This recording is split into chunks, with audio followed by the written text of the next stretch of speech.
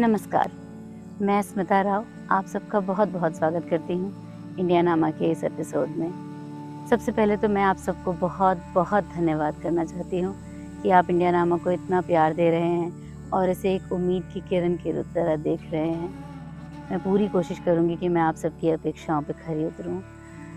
इसी के साथ खूंटा में मुड़ दाल बाकी कहानी को आगे बढ़ाते हैं। तो हाथी नहीं माना और चिड़िया से कहा, अब एगो चना के दाल खातिर हम इतना सागर सोखे जाई।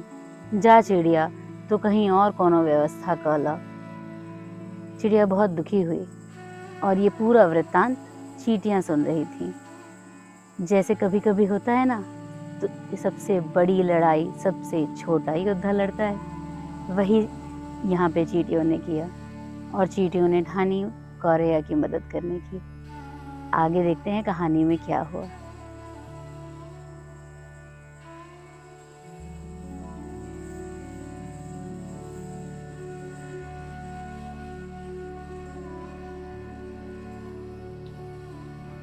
नन्ही चींटियां जो ये सारा वृत्तांत देख रही थी, उन्होंने गौरैया से कहा, बहन हम तुम्हारा साथ देंगे। गौरैया ने सोचा, ये छोटी छोटी चींटियां मेरी मदद कैसे करेंगी जब इतना विशालकाय हाथी मेरी मदद नहीं कर पाया। चींटियों ने गौरैया के मन की व्यथा समझ ली और उससे कहा, तुम देखना बहन, हमारा संगठन, हमारी एकजुटता इस बड़े हाथी को भी हरा देगी। और फिर अपनी सत्ता को दिखाने के लिए एक चींटी चुपचाप हाथी के कान के भीतर चली गई।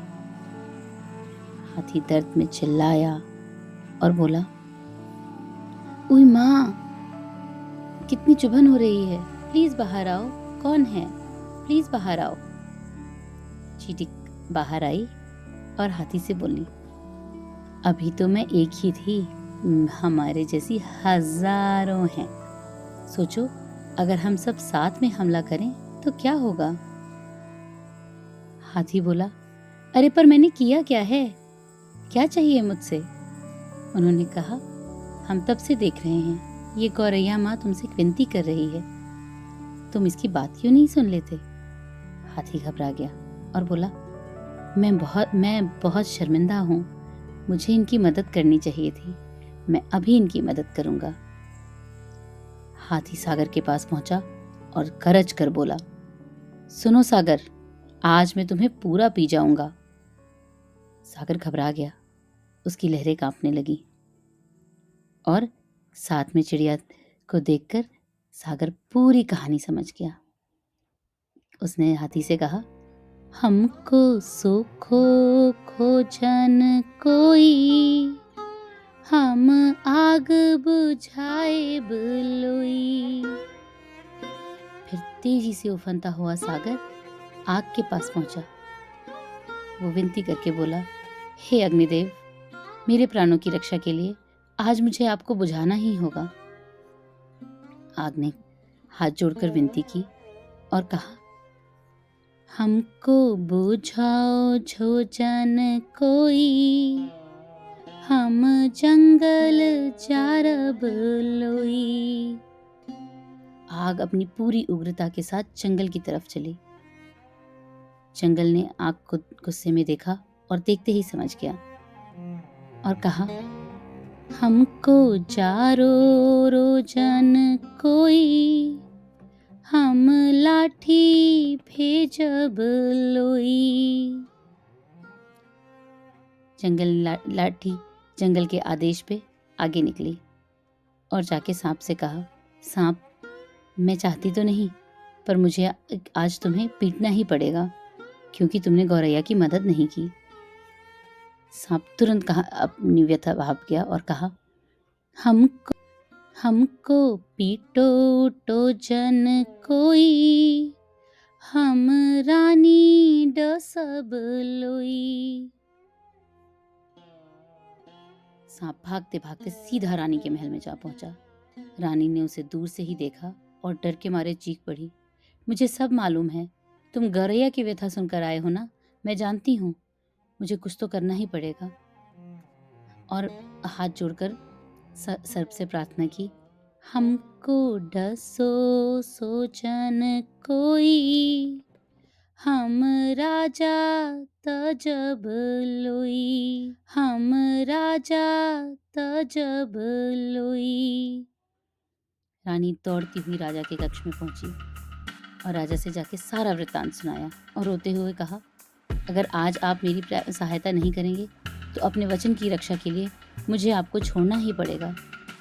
राजा को तुरंत अपनी भूल का एहसास हुआ और उसने कहा, मुझसे गलती हो गई, मुझे क्षमा करो रानी। एक राजा का तो धर्म है दुखियों की रक्षा करना।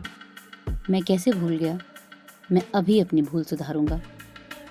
राजा ने तुरंत बढ़ई को बुलवाया और बोला, या तो तुम तुरंत इस खूंटे को चीरो और दाल का दाना चिड़िया के सुपुर्द कर दो, या मेरे सैनिक तुम्हें आज ही मृत्युदंड देंगे।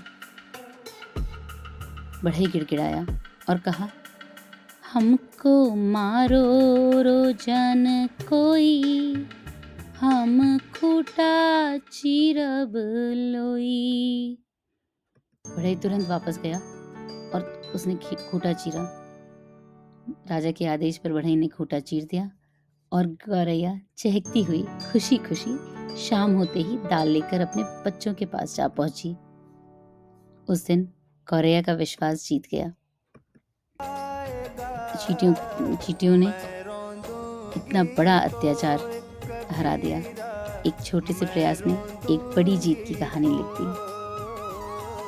तो देखा आपने कैसे छोटी चींटियों ने गौरैया की मदद की। ये कहानी सिर्फ गौरैया की कहानी नहीं है, ये जिद की कहानी है, विश्वास की कहानी है। और यही है जिंदगी का असली सबक। ना रुकने वाले इरादे, छोटे छोटे कदम किसी भी असंभव को संभव बना सकते हैं। तो आइए आज हम सब अपने आप से एक वादा करते हैं कि परिस्थितियां चाहे कितनी भी कठिन हों, कितनी भी परेशानियां हों, हम सब अपने विश्वास के लिए अंत तक लड़ते रहेंगे। अगर आपको ये कहानियाँ पसंद आ रही हैं तो प्लीज़ इंडियानामा को लाइक करें, सब्सक्राइब करें और जिन जिन को आप ये कहानियाँ सुनाना चाहते हैं उन सब के साथ शेयर करें। अगले मंगलवार एक नई कहानी लेकर आऊँगी और इसी वादे के साथ मैं स्मिता राव आप सभी से विदा लेती हूँ। नमस्कार।